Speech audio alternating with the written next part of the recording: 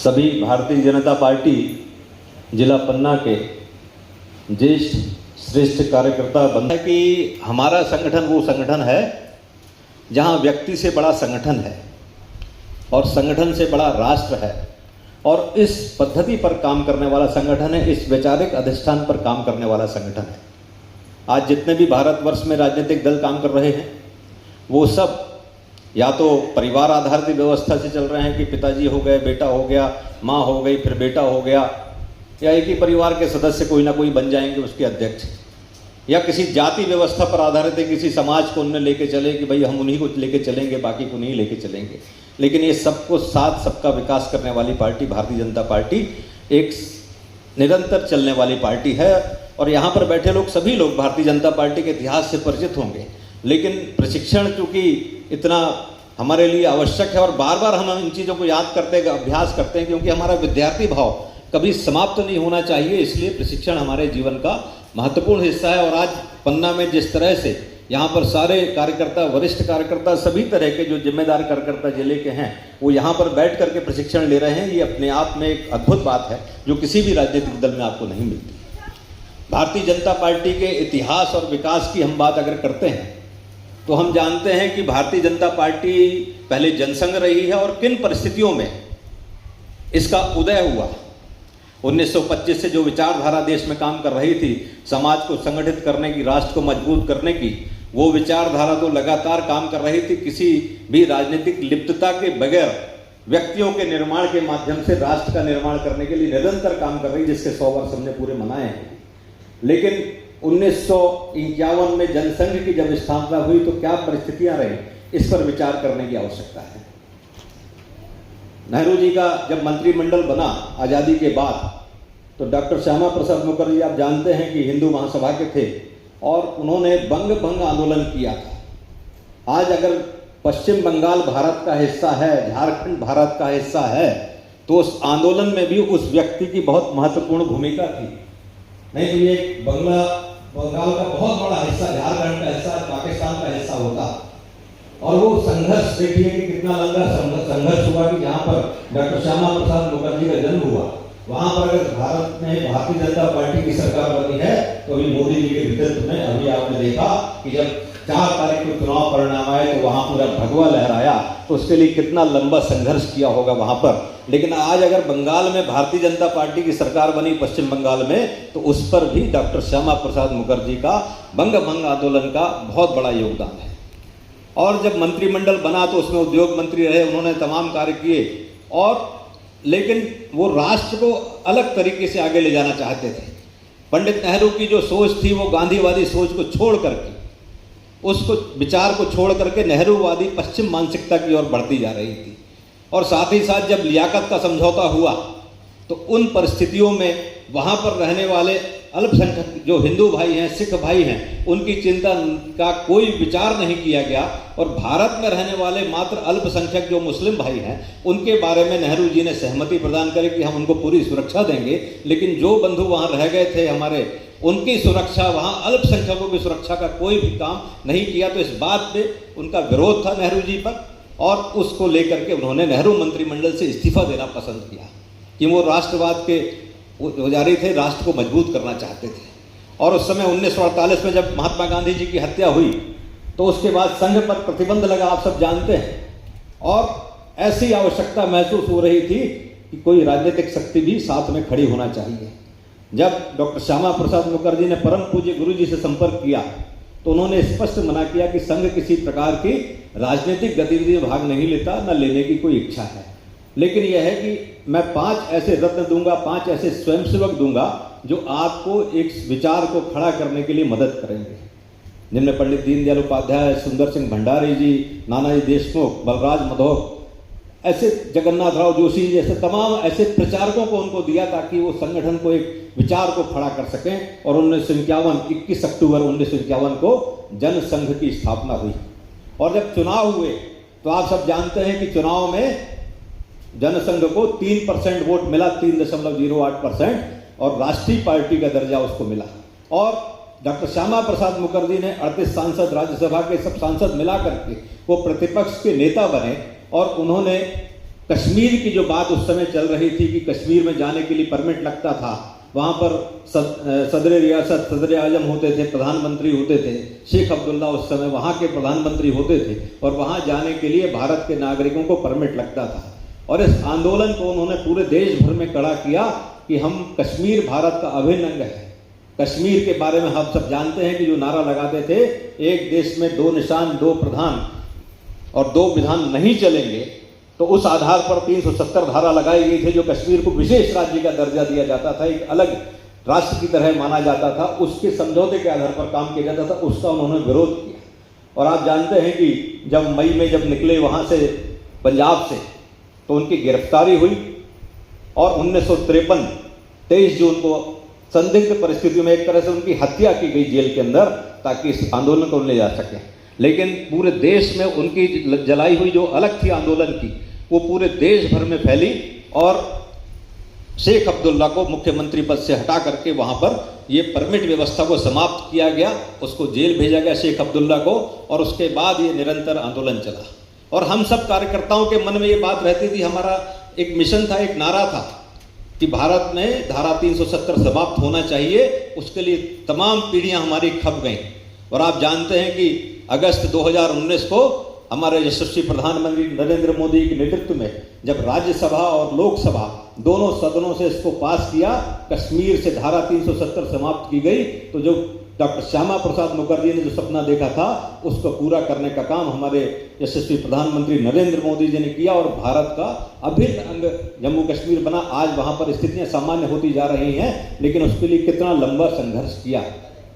आप जानते हैं कि निरंतर जो पार्टी आगे बढ़ती गई, जनसंघ के नाम से ये काम करती थी और देश में एक अलग विचार, क्योंकि हमारे जो जीवन पद्धति है वो पाश्चात्य पर आधारित नहीं है, हमारी जीवन पद्धति पूंजीवादी व्यवस्था पर आधारित नहीं है, हमारी जीवन पद्धति मानव को मानव से जोड़ने की है।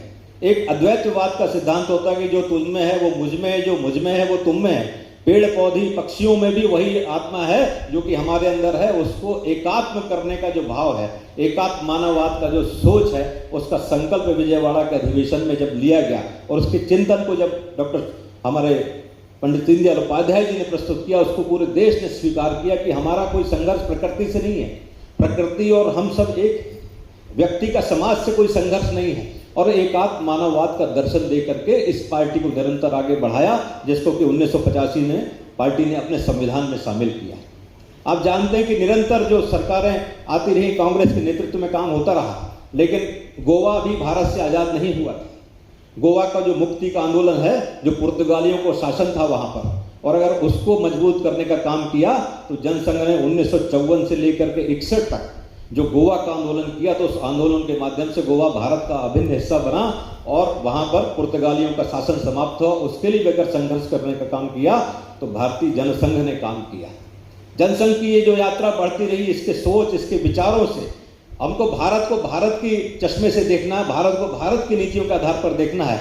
इस सोच विचार के साथ जब निरंतर आगे बढ़े तो जनसंघ की सोच को लोगों ने स्वीकार करना प्रारंभ किया।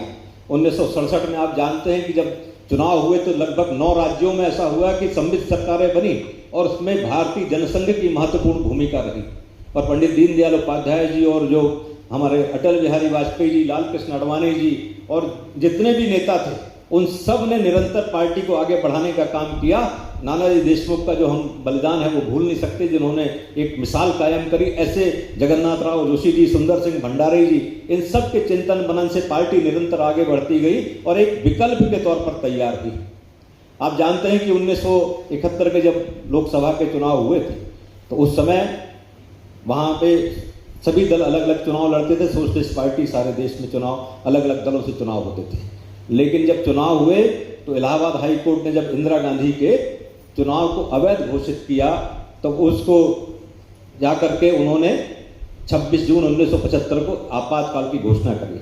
तब तक दीनदयाल जी की जो मृत्यु है वो भी मुगल सराय स्टेशन में हुई। आप सब जानते हैं कि 11 फरवरी को 1968 को। और उसके बाद अटल बिहारी वाजपेयी जी ने भारतीय जनसंघ की कमान संभाली और निरंतर पार्टी को आगे बढ़ाने का काम किया। और ये जो हमारी निष्ठा है हमारे संगठन के प्रति, राष्ट्र के प्रति, वो निरंतर आगे बढ़ती गई और उन्हीं परिस्थितियों में जनसंघ आगे बढ़ता गया। और जब 1975 में आप जानते हैं कि इमरजेंसी लगाने के पहले जब देश में संपूर्ण क्रांति का आंदोलन हुआ जयप्रकाश नारायण जी के नेतृत्व में, उसमें जनसंघ ने और सभी दलों ने बढ़ चढ़ करके हिस्सा लिया, क्योंकि कांग्रेस की जो नीतियां थी, कांग्रेस के जो काम करने की शैली थी, वो भारत को आगे बढ़ाने की नहीं थी, वो पाश्चात्य के चश्मे से आगे बढ़ाने की थी और संविधान को अपने तरीके से चलाने का काम इंदिरा गांधी और सारे लोग करते थे। और जब 1975 में आपातकाल की घोषणा हुई 25 जून 1975 को, तो देश के तमाम जितने भी कार्यकर्ता थे, भारतीय जनसंघ के, राष्ट्रीय स्वयंसेवक संघ के, सोशलिस्ट पार्टी के, लोक दल के, जितने भी राजनीतिक दल थे, क्योंकि जो इतना बड़ा छात्रों का जो संपूर्ण क्रांति आंदोलन हुआ, उससे इंदिरा गांधी की सरकार हिल गई। और साथ ही साथ जब इलाहाबाद हाई कोर्ट का जो फैसला आया जिसमें इंदिरा गांधी को अयोग्य घोषित किया, तो उन्होंने आपातकाल घोषित करके लोकतंत्र की हत्या करने का काम किया और पूरे देश में इमरजेंसी लगा करके मीसा के अंतर्गत हमारे कार्यकर्ताओं को बंद करने का काम किया। हम पन्ना के भी बहुत से ऐसे कार्यकर्ता होंगे जो यहाँ बैठे होंगे, उनके परिवार के लोग 19 महीने तक जेल में रहे होंगे, जिन्होंने आपातकाल का दंश झेला होगा, उनके परिवारों ने दंश झेला होगा। वो लोकतंत्र के सेनानी रहे जो 19 महीने तक जेल में रह करके जिन्होंने संघर्ष किया। और उसके बाद आपने देखा कि एक देश में एक परिवर्तन की लहर चली, तो सब ने यह तय किया कि एक दल बनाएंगे और कांग्रेस से मुकाबला करेंगे, क्योंकि सब दल अलग अलग चुनाव लड़ते थे, तो उन परिस्थितियों में चुनाव में कांग्रेस की विजय होती थी। तो जब ये तय किया कि सब ने एक दल बनाएंगे, तो जनता पार्टी के नाम से एक दल बना और उसमें सभी ने अपना विलय किया। जनसंघ ने भी अपना पूर्ण विलय बिना शर्त के, जब मीसा समाप्त हुई, उसके बाद इमरजेंसी के बाद लोग आए, चुनाव की घोषणा हुई, तो जनता पार्टी के हल्दर किसान में पूरे देश में चुनाव हुए और ऐतिहासिक चुनाव हुए। और उन चुनाव में आप सब जानते हैं कि कांग्रेस बुरी तरह हारी, इंदिरा गांधी, संजय गांधी जैसे लोग भी चुनाव हार गए और जनता पार्टी की सरकार मोरारजी देसाई के नेतृत्व में बनी। अटल बिहारी वाजपेयी जी भारत के विदेश मंत्री बने, लाल कृष्ण आडवाणी जी भारत के सूचना प्रसारण मंत्री बने और सत्ता में भारतीय जनता पार्टी की, जनसंघ की जो भागीदारी है वो जनता पार्टी के रूप में हुई और सफलतापूर्वक उन्होंने काम किया। अटल जी की नीतियां, अटल जी का काम करने की शैली और जिस तरह से काम किया, तो सबके साथ तालमेल के साथ मिला के काम किया, कोई पद की अपेक्षा के साथ काम नहीं किया और मजबूती के साथ काम करके आगे बढ़ाने का प्रयास किया। लेकिन आप सब जानते हैं कि वहाँ पर भी कांग्रेस के षड्यंत्र भी चल रहे थे और यहाँ पर भी कुछ लोग ऐसे थे जिन्होंने दोहरी सदस्यता के ऊपर एक प्रश्न चिन्ह लगाया कि जो लोग जनता पार्टी के सदस्य हैं वो संघ के स्वयंसेवक नहीं हो सकते, शाखा में नहीं जा सकते, कार्यक्रम नहीं अटेंड कर सकते। और इन परिस्थितियों में आप जानते हैं कि वहाँ पर ऐसी परिस्थिति निर्मित की गई, तो सत्ता, एक तरफ सत्ता थी, दूसरी तरफ हमारे विचार थे, हमारी जो राष्ट्रवाद की सोच थी वो थी। हमारे मनीषियों ने, हमारे पुरखों ने उस समय सत्ता से समझौता न करते हुए पद छोड़ करके कि संघ से हमारी निष्ठा जीवन भर बनी रही, क्योंकि हमारा मूल वही है, हमारा विचार वही है, तो इसलिए उन्होंने सत्ता को त्याग करके जनता पार्टी से अलग होने का काम किया और एक नया दल बनाने की बात आई। तो आपने देखा कि उस समय चौधरी चरण सिंह की सरकार बनी थी, कांग्रेस ने बाहर से समर्थन दिया था और वो जानते हैं कि उनको तत्काल समर्थन वापस भी लिया था, क्योंकि वो षड्यंत्रों से अपनी सरकार बनाना चाहती थी। और 1980 6 अप्रैल को बम्बई में जो अधिवेशन हुआ, जहाँ पर 10,000 लोगों को जाना था, वहाँ 50-60 हज़ार से ज़्यादा लोग, लाखों लोग इकट्ठे हो गए। वहाँ की व्यवस्थाएं पूरी ऐसी बदल गई, जिस परेशानियाँ लोग हुई, लेकिन सब ने शिवाजी पार्क में, उसके गवाह कुछ यहाँ के भी लोग हो सकते हैं, कटनी के लोग भी रहे हैं जो उस अधिवेशन में गए थे। वहाँ पर अटल जी के नेतृत्व में एक नया सूरज फैलाने का संकल्प हुआ और भारतीय जनता पार्टी की स्थापना 6 अप्रैल 1980 में मुंबई के अधिवेशन के माध्यम से हुई। और अटल जी ने जो संकल्प लिया था कि अंधेरा छटेगा, सूरज निकलेगा और कमल खिलेगा, एक पश्चिम के तट पर जो खड़े होकर के जो उन्होंने एक संकल्प लिया था, उस संकल्प के माध्यम से उसको साकार करने का काम भारतीय जनता पार्टी के कार्यकर्ताओं ने किया। 1980 के चुनाव में आपने देखा कि कांग्रेस की विजय हुई और फिर उसके बाद 1984 के जो चुनाव हुए, तो लोकसभा के चुनाव ना होकर के अटल जी ने जिसको कहा कि शोक सभा के चुनाव है, क्योंकि इंदिरा गांधी जी की हत्या हुई, भारत की प्रधानमंत्री थी वो, और उनके ही आवास पर कुछ लोगों ने उनकी हत्या करी और उसके बाद राजीव गांधी राजनीतिक क्षेत्र में आए और एक देश में, पूरे देश में सहानुभूति की लहर चली। और वहाँ पर देखा आपने कि पूरे देश भर में भाजपा के मात्र 2 सांसद जीते अटल बिहारी वाजपेयी जी, लाल कृष्ण आडवाणी जैसे लोग भी अपना अपना चुनाव हार गए। वो ऐसी पार्टी जो शून्य से लेकर के शिखर तक पहुंचने की जो यात्रा है वो हम सबको प्रेरणा देती है, उसके बारे में हम सबको जानकारी होना चाहिए।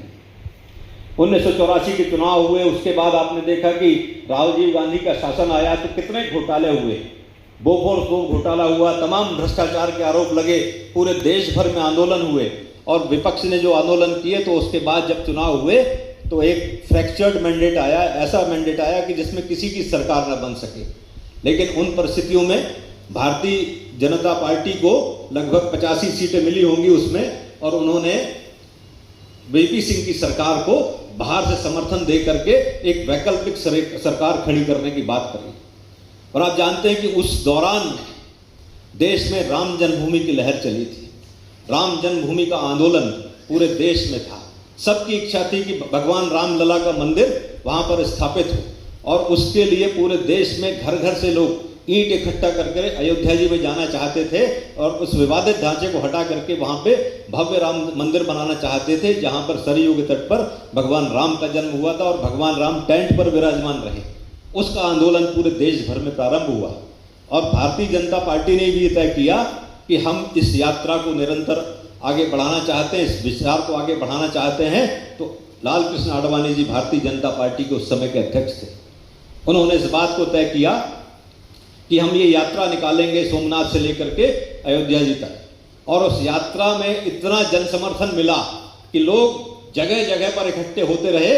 अटल जी, लाल कृष्ण आडवाणी जी के रथ के साथ साथ चलते रहे, हर शहर में उनका भव्य स्वागत हुआ, लोग उनसे जुड़ते रहे और भगवान के राम का मंदिर बनाने का संकल्प लेकर के निरंतर आगे बढ़ते रहे।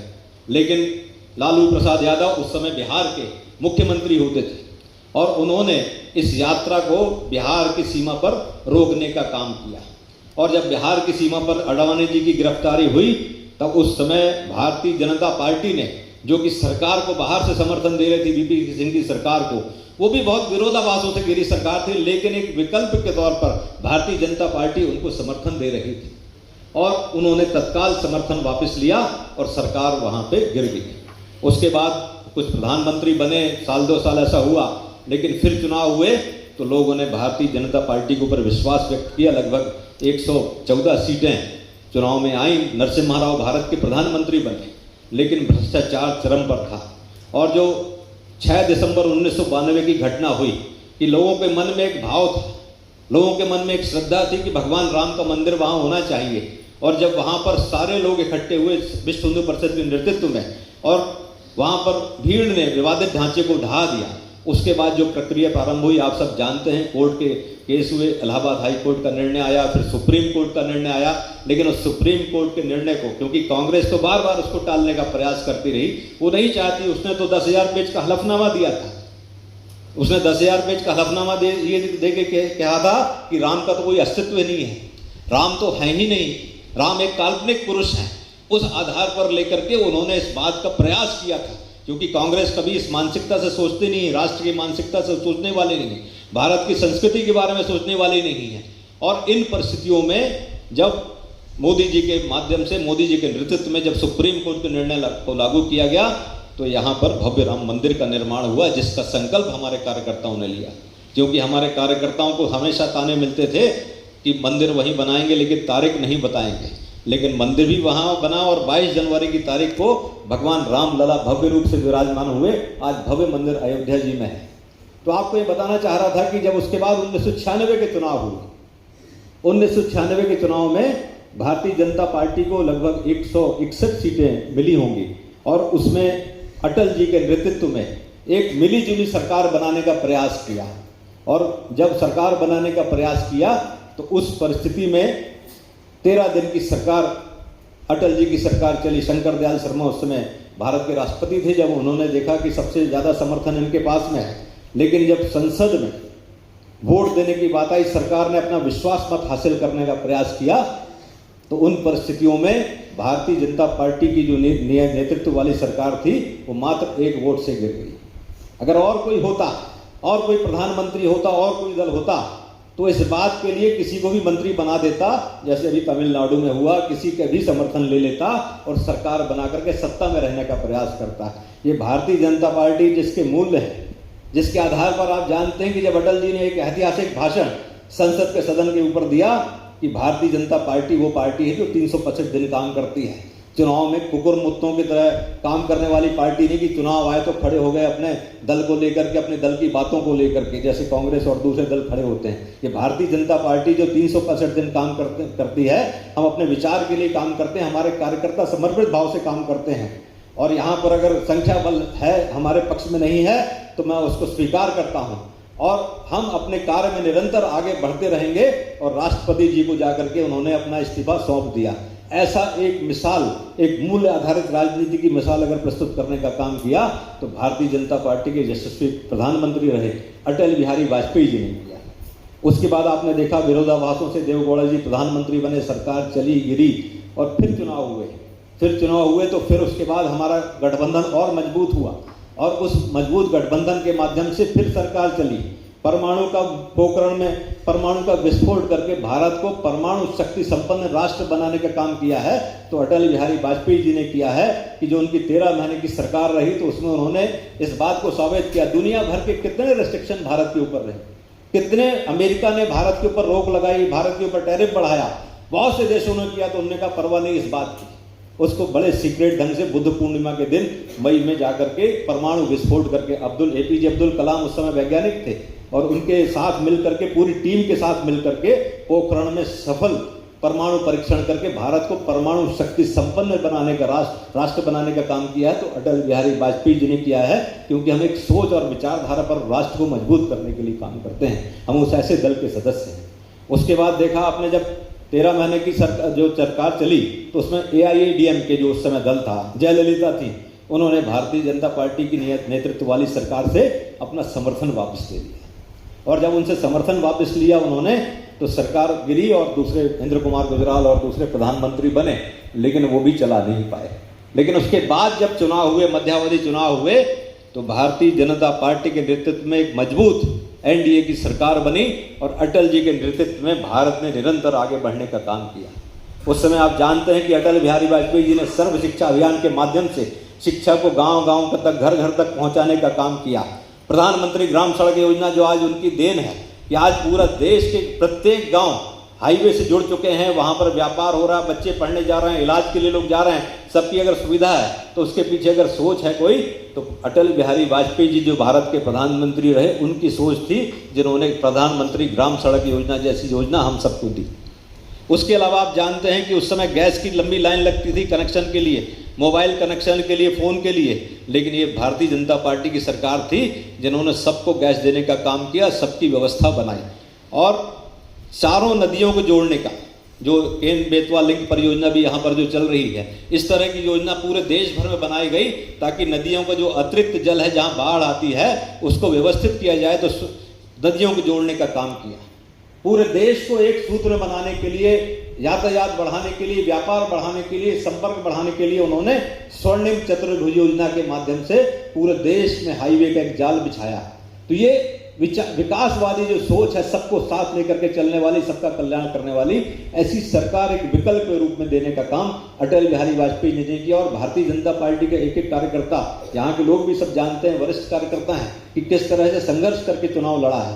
एक समय तो ऐसा होता था जब लोगों को घर से बुला करके टिकट दी जाती थी, कहा जाता था कि हमको भारतीय जनता पार्टी जनसंघ के वोट सुरक्षित करने के, हमारे वोटर पक्के रहे, जिनको वोट देना है तो हमारे वोटर इधर उधर जाके वोट ना दें, जमानत भी जब्त हो जाएगी तो भी चुनाव लड़ेंगे, चुनाव हार जाएंगे तो भी चुनाव लड़ेंगे। लेकिन इस बात की परवाह नहीं, उन्होंने संगठन को सर्वोपरि रखते हुए काम करने का जो संकल्प लिया, उस आधार पर ये भारतीय जनता पार्टी निरंतर आगे बढ़ती गई। 2004 में जब चुनाव हुए, इंडिया इज शाइनिंग के नाम से सारा व्यवस्था थी, 6 महीने पहले चुनाव करवाए गए, लेकिन उसमें चुनाव में हम अपनी बात को जनता तक व्यवस्थित रूप से नहीं ले जा सके। जितने विकास के कार्य हमने किए थे वो नीचे तक जा नहीं सके।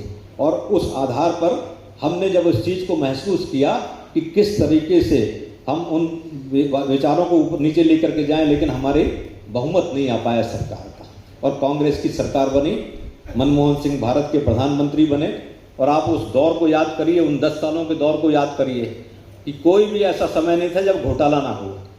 2G घोटाला, कॉमनवेल्थ घोटाला, 3G घोटाला, और उसके बाद आदर्श सोसाइटी घोटाला, मकानों के बारे में घोटाला, BSNL का घोटाला। ऐसे कौन कौन से घोटाले नहीं थे जिन्होंने कुछ उद्योगों को, कुछ परिवारों को लाभ देने के लिए भ्रष्टाचार के आकंठ में डूब करके काम किया।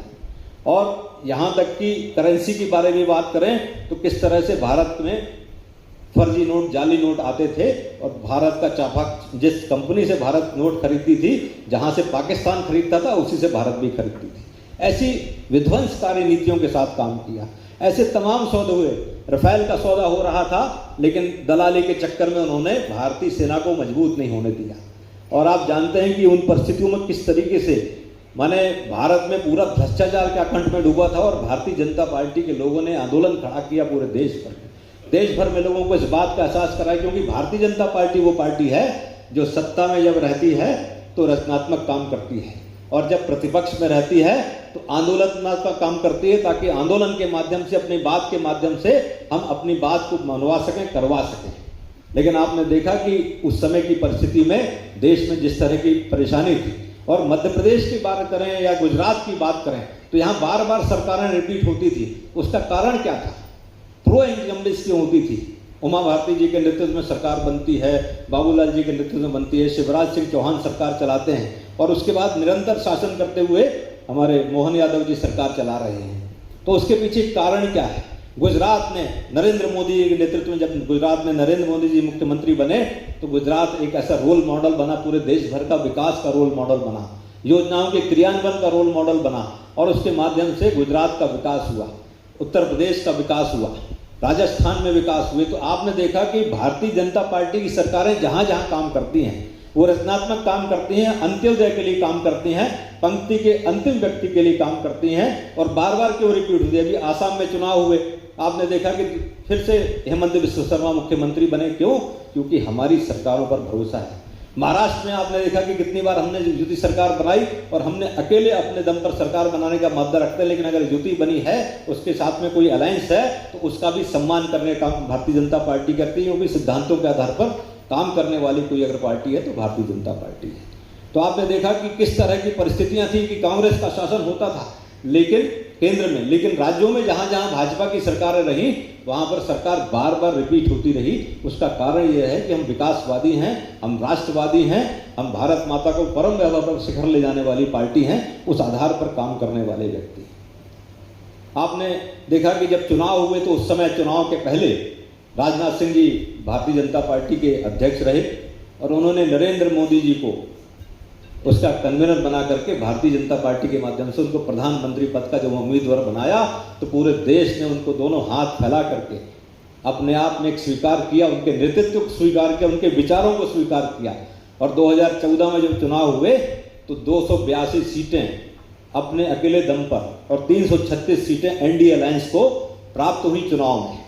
और आपने देखा कि मोदी जी ने किस तरह से नेतृत्व में मोदी जी के काम हुआ कि आज स्वच्छ भारत मिशन हम सबकी आदत बन चुका है। हर शहर, हर गांव, हर गली, हर मोहल्ला स्वच्छ है।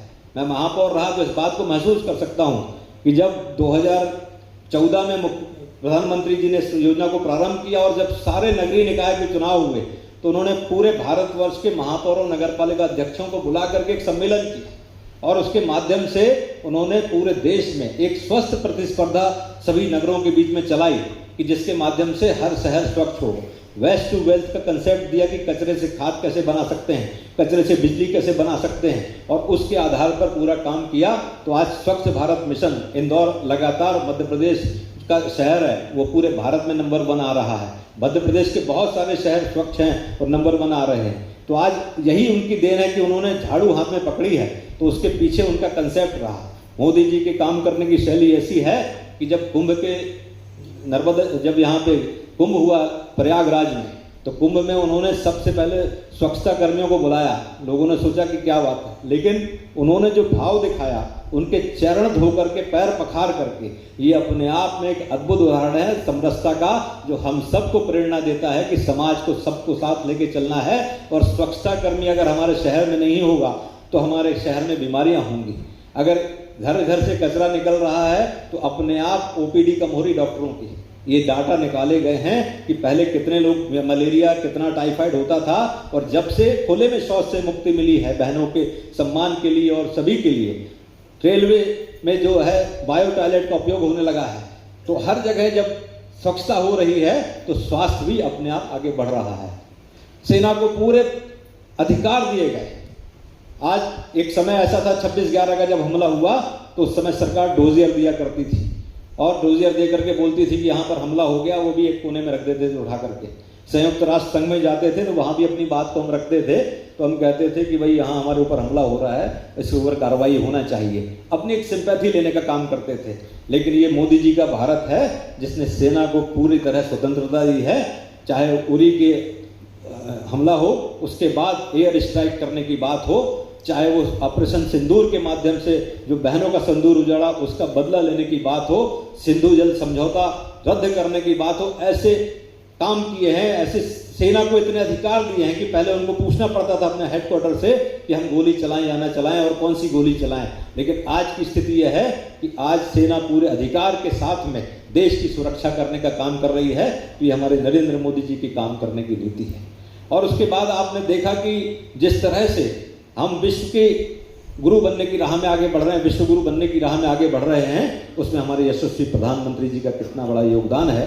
और आज भारत के जो लोग हैं विदेशों में रहते हैं, जब आते हैं यहाँ पर तो इस बात की वर्णन करते हैं कि हमारे सम्मान में, मान सम्मान में वृद्धि हो रही है। नहीं तो भारतीयों को, पाकिस्तानियों को, बांग्लादेशियों को दूसरे दर्जे के नागरिक के तौर पर वहाँ जाने वाले भाई बहनों को ट्रीट किया जाता था। लेकिन आज की स्थिति बदल रही है, आज भारत बदल रहा है, भारत की सोच बदल रही है। हम सबके कल्याण की, सबके विकास की बात करते हैं। भारतीय जनता पार्टी ने लगातार मोदी जी के नेतृत्व में फिर चुनाव जीता। कहाँ 3 सीटें हमको 1951 में मिली थी, और उसके बाद जब पिछले चुनाव हुए 2019 के चुनाव हुए तो 303 सीट मिली। और अभी जो चुनाव हुए तो फिर उसमें कई तरह की विमर्श काम करते हैं, विकृतियां काम करती हैं, लेकिन फिर भी आज भारतीय जनता पार्टी के नेतृत्व में जो सरकार चल रही है उसमें देश सुरक्षित है, भारत माता सुरक्षित है। हम सब उस दल के सदस्य हैं जिसका इतिहास आप उठा करके देख लीजिए, कहाँ 3 सीटें हमको मिली थी। उसके बाद हमारा संघर्ष देखिए, हमारी पीढ़ियों का संघर्ष देखिए, 3-3, 4-4 पीढ़ियां खप गई। उसके बाद आज भारतीय जनता पार्टी के नेतृत्व में सरकार बनी। आज हम सब कार्यकर्ता यहाँ जो प्रशिक्षण प्राप्त कर रहे हैं वो सब इन सब चीज़ों को देख रहे हैं, महसूस कर रहे हैं कि हम किस तरीके से इन चीज़ों को आगे ले जा सकते हैं। आज भारतीय जनता पार्टी विश्व की सबसे बड़ी राजनीतिक पार्टी बन चुकी है। एक समय बहुत छोटा सा अधिवेशन होता था, बहुत छोटी सी बैठकें होती थी। आज हमारे मंडलों की 1313 मंडलों की बैठक हो चुकी पूरे देश भर में। मध्य प्रदेश में 1313 मंडल हैं, 1313 मंडलों में पन्ना के जिले के भी सारे मंडलों में बैठक हो चुकी है। उसके अलावा आज जिलों में जो प्रशिक्षण वर्ग चल रहे हैं उसमें आप सब तन्मयता के साथ राष्ट्रीय विश्राम, यहाँ पर बहनों की व्यवस्था, भाइयों की व्यवस्था और उचित व्यवस्था के साथ में यहाँ पर सब लोग परिवार भाव से रह रहे हैं और पूरे सत्र पूरी तन्मयता के साथ अटेंड कर रहे हैं, लिख रहे हैं, नोट बना रहे हैं, क्योंकि प्रशिक्षण तो हमारे जीवन का हिस्सा, हमारा विद्यार्थी भाव कभी खत्म नहीं होना चाहिए। आज 14 करोड़ से ज्यादा की पार्टी ये बन चुकी भारतीय जनता पार्टी, और विश्व का सबसे बड़ा राजनीतिक दल अमित शाह जी के नेतृत्व में बना है। आज पूरे विश्व में कम्युनिस्ट पार्टी की जो सदस्यता है वो 9 करोड़ होगी, लेकिन भारतीय जनता पार्टी की जो सदस्यता है वो आज 15 करोड़ से ज़्यादा सदस्य भारतीय जनता पार्टी के बन चुके हैं। हर परिवार में लोग भारतीय जनता पार्टी के सदस्य बने हुए हैं। आज राम मंदिर बना, धारा 370 समाप्त हुई, उसके बाद ऐसे कानून जो अंग्रेजों ने बनाए थे सारे कानूनों को समाप्त करने का काम हमारी सरकार ने किया है और नए सिरे से कानून की व्याख्या करी। गुलामी का कोई भी प्रतीक हमारे सिर पे ना रहे, गुलामी की कोई मानसिकता हमारे सिर पे ना रहे। हम अपने आप के ऊपर गर्व कर गए, हमारे इतिहास के ऊपर गर्व कर सकें, हम अपने पुरखों के ऊपर गर्व कर सकें, ऐसी भावना के साथ हम काम कर रहे हैं, ऐसे विचार के साथ हम काम कर रहे हैं जिसमें हमको निरंतर आगे बढ़ने की बात है। आज भारतीय जनता पार्टी वो पार्टी है जो पूरे क्षेत्र का, पूरे राष्ट्र का विकास तो कर ही रही है, लेकिन अंत्योदय का जो लक्ष्य हमारे पंडित दीनदयाल उपाध्याय जी ने दिया था, तो अगर भारतीय जनता पार्टी की सरकार है तो अंत्योदय के लिए काम करने वाली सरकार है। पंक्ति के अंतिम व्यक्ति के लिए, चाहे वो प्रधानमंत्री आवास योजना हो, आयुष्मान योजनाओं की बात मैं नहीं करूंगा, लेकिन आप महसूस करें कि आप भारतीय जनता पार्टी के जिम्मेदार व्यक्ति हैं। आपके पास मंडल के कार्यकर्ता आते होंगे, आपके पास और नीचे के कार्यकर्ता, शक्ति केंद्र के बूथ के कार्यकर्ता आते होंगे, तो सभी को योजनाओं का लाभ मिले, इसके लिए हम एक कड़ी का काम करते हैं, एक लिंक का काम करते हैं, ताकि हम नीचे की जो समस्याओं को लेके जाएं। हमारे माननीय विधायक, हमारे सांसद, आप सबके साथ मिलकर के काम करते हैं। कोई भी योजना ऐसी ना हो जिसका लाभ अंतिम व्यक्ति तक ना पहुंचे। किसी के सर में छत नहीं है तो छत होगी, किसी का आयुष्मान कार्ड नहीं बनाया तो आयुष्मान कार्ड बनाएंगे। इस मिशन के साथ काम करने वाली पार्टी भारतीय जनता पार्टी है। आज बंगाल में आपने देखा कि कितना संघर्ष किया हमारे कार्यकर्ताओं ने, इतना लंबा संघर्ष, कई लोगों के बलिदान हुए, ऐसे परिवार जो उजड़ गए, जिनकी हत्याएं हुई, परिवार के साथ दुर्व्यवहार हुआ। भाजपा को जो वोट देता था उसका भी जो हश्र होता था, उसके परिवार का हश्र होता था, इस बात से डरता था। उनको एक तो वोट नहीं डालने दिया जाता था, लेकिन वो पार्टियों के कार्यकर्ताओं का, हम जैसे यहाँ जो बैठे कार्यकर्ता हैं, उनके समर्पण की बात है, उनके त्याग की बात है कि आज भारतीय जनता पार्टी की सरकार पश्चिम बंगाल में है, आसाम में है, पूर्वोत्तर में है। आज 22 राज्यों में भारतीय जनता पार्टी की सरकार है। 22 राज्यों में सरकार होना, पूरा देशव्यापी होना, और दक्षिण में भी केरल में हमारा प्रवेश हो चुका है। तमिलनाडु की राजनीति में भी भारतीय जनता पार्टी की महत्वपूर्ण भूमिका है, और आने वाले समय में पूरा देश भगव में हो, इस संकल्प के साथ हमको काम करने की आवश्यकता है। आज कोविड जैसी महामारी हुई, आप जानते हैं कि कोई पार्टी का कार्यकर्ता नहीं निकला, लेकिन भारतीय जनता पार्टी का कार्यकर्ता लोगों को भोजन कराने के लिए निकला, उनको ऑक्सीमीटर देने के लिए निकला, उनको ऑक्सीजन कॉन्सेंट्रेटर देने के लिए निकला, उनके इलाज के लिए निकला, उनकी मदद करने के लिए निकला। आज भारत ने 94 देशों को कोविड की वैक्सीन दी, क्योंकि हम सर्वे संतु निरामया, इस बात की भावना से काम करते हैं। उनको निःशुल्क वैक्सीन दी भारत में, नहीं तो पहले वैक्सीन बनने में 20-20, 25-25 साल लग जाते थे, तब जाके वैक्सीन तैयार होती थी, हम विदेश के ऊपर निर्भर रहते थे। लेकिन भारत के डॉक्टरों ने, वैज्ञानिकों ने यहीं पर सारी चीज़ों को विकसित किया। आज रक्षा के क्षेत्र में हम देखने जाते हैं तो भारतीय जनता पार्टी ने भारत की 70% से ज़्यादा आयुध भारत में ही निर्मित हो रहे हैं। हम अपने आप में आत्मनिर्भर हो चुके हैं, और बहुत से देशों को हम ब्रह्मोस जैसी मिसाइल दे रहे हैं और ऐसे आयुध दे रहे हैं जिनको इस बात की आवश्यकता पहले नहीं तो सारा खेल कमीशन का होता था। हम अपने क्षेत्र को विकसित नहीं करने देना चाहते थे और उस आधार पर काम करते थे। तो मेरा आप सबसे यही आग्रह है कि ये जो विकास हो रहा है, देश का विकास हो रहा है, उसमें हम सबकी भूमिका है। हमारे क्षेत्र का विकास हो रहा है, इसमें हमारी भूमिका है। और भारतीय जनता पार्टी का कार्यकर्ता जागृत कार्यकर्ता है, जो 365 दिन काम करता है, और एक एक चीज़ की digital monitoring, reporting, updation, upgradation हम सबकी आवश्यकता है।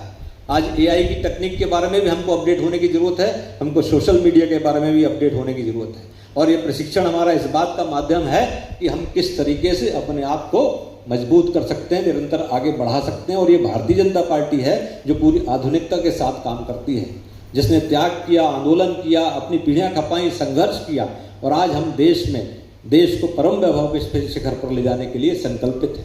और भारत माता को परम वैभव के शिखर पर ले जाना हमारे एक एक कार्यकर्ता के मन में है, क्योंकि हम भारत माता की जय प्रतिपल बोलते हैं, अपने अंदर के आत्मा से निकल करके आती है आवाज़। आज वंदे मातरम को पहले तुष्टीकरण का माध्यम माना जाता था, लेकिन वंदे मातरम, पूरा वंदे मातरम अगर लाने का काम किया है तो नरेंद्र मोदी जी की सरकार ने किया है। और हम सब वंदे मातरम का गायन करके 150 वर्ष पूरे हुए उसके, आज पूरे देश भर में वंदे मातरम का गायन, पूर्ण गायन हो रहा, ताकि हम उस सबको समझ सकें।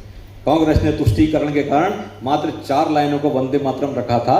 बंकिम चंद्र चटर्जी द्वारा जो गीत लिखा गया था, हमारे राष्ट्र को, आंदोलन को जगाने के लिए, राष्ट्र की भावना को जगाने के लिए, उसको तुष्टीकरण के नाम पर उसको अधूरा कर दिया था। लेकिन ये भारतीय जनता पार्टी है, भारतीय जनता पार्टी की सरकारें हैं, भारतीय जनता पार्टी के लोग जब सत्ता में बैठते हैं तो हमेशा इस बात की कल्पना करते हैं कि भारत विश्व का नेतृत्व करेगा, भारत दुनिया के नेतृत्व में आगे बढ़ेगा, भारत का एक एक नागरिक खुशहाल होगा। हम सब एकात्म मानववाद के दर्शन पर काम करने वाले, सबका कल्याण करने वाले, सबका समन्वय करने वाले, सबके साथ चलने वाले व्यक्ति हैं। उस आधार पर हम काम करते हैं। आज इस अवसर पर मुझे इतिहास और विकास के बारे में बात करना थी, लेकिन अगर कोई ऐसा प्रसंग है, आपको ऐसा लगता है कि जो आप बता सकते हैं, जो छूट गया हो मेरे बताने से, क्योंकि ये इतिहास तो इतना लंबा है, इसकी जितनी चर्चा की जाए कम है। लेकिन यहाँ पर बहुत वरिष्ठ लोग बैठे हैं, बहुत ऐसे लोग बैठे हैं, ताकि और लोगों का भी ज्ञान वर्धन हो सके। तो अगर कोई ऐसी बात हो या आपकी कोई जिज्ञासा हो तो उस पर हम बात कर सकते हैं।